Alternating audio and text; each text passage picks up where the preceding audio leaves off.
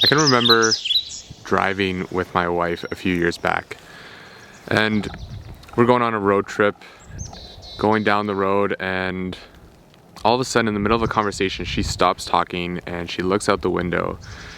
And we were newly married at that point, and I remember like, did I say something wrong, or is it what caused her to just stop conversation mid-sentence? And I see her looking out the window, and I realize, and now it's happened more often in our lives, that she is actually in a moment where she's seen something that has caught her off guard and has caused her to pause, to see the world around her in a way that causes her to see beauty and to see the handiwork of God, the handiwork of the Creator.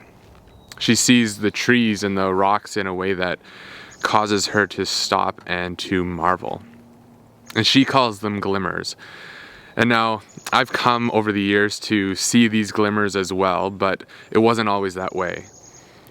You know, when we first came together and she would see these things, I would simply see a tree or a rock. And then it makes me wonder, what is it that allows two people to experience the same thing, yet have completely different experiences with them? To see a tree, yet somebody sees much deeper than the surface, sees a complete different reality.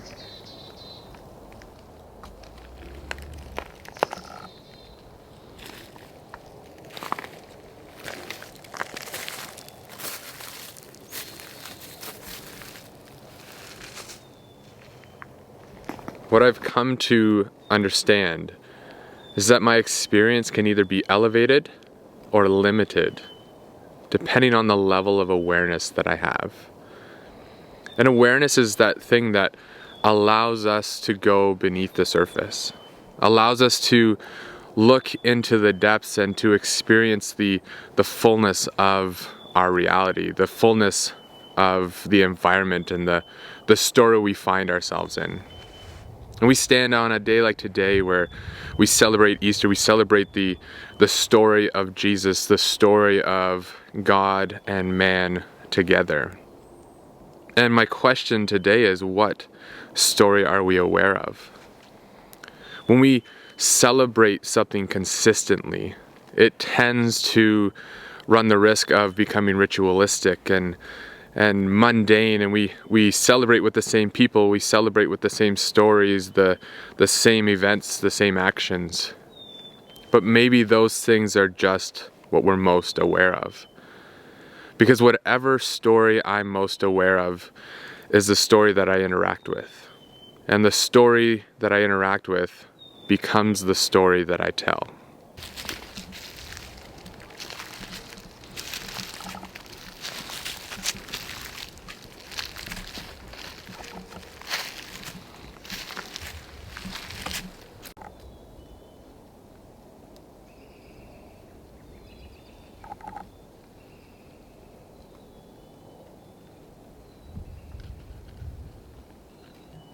If we're asking ourselves the question, what is the story I'm most aware of? It requires us to come to terms with the story that we have been told, the story that we currently believe.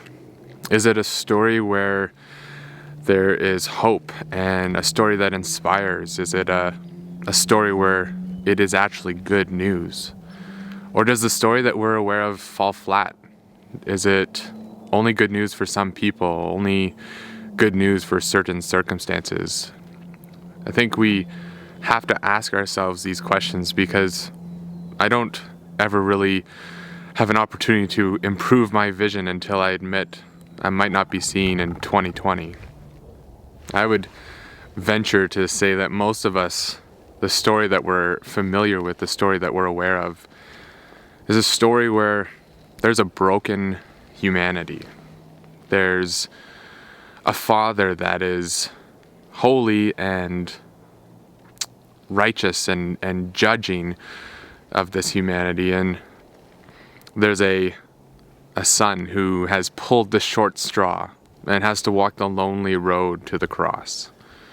And when all is said and done, when the dust settles, if we say the right things and we say the right words and do the right things, then somehow it all works out for us.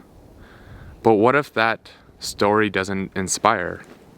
What if that story isn't the full story? What if there's more going on below the surface? Maybe the story is better than that.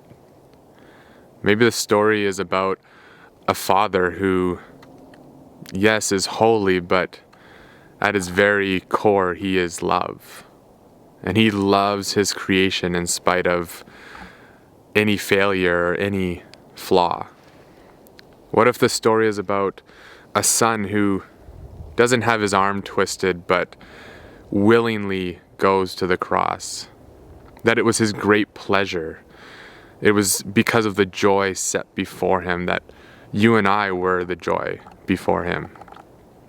And what if we look at ourselves, we look at others, we view humanity not as something that is deeply flawed, but as something that has been brought back to its original beauty and goodness, been back to what it was always meant to be: communion and connection with God.